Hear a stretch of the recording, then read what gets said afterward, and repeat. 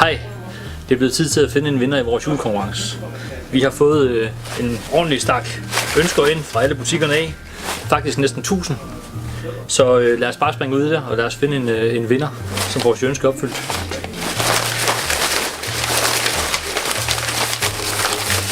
Der er mange sjove hernede i. Nogle er med krølle på, og nogle er rullet, og nogle er foldet. Og her er der en med en strip på. Den tager vi. Det er Tove fra Esbjerg, som har vundet en Combined Army Starter Box. Support Box står der. Tillykke, Tove. Det var et meget beskedent ønske, så lad os tage 2 mere.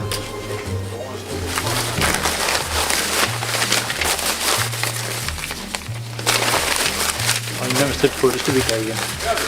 Tag noget andet. Det er Thomas fra Aalborg.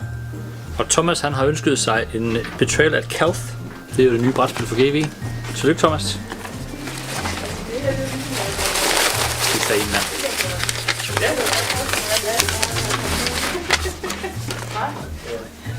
Og det var en her fra Odense af. Det er Malte.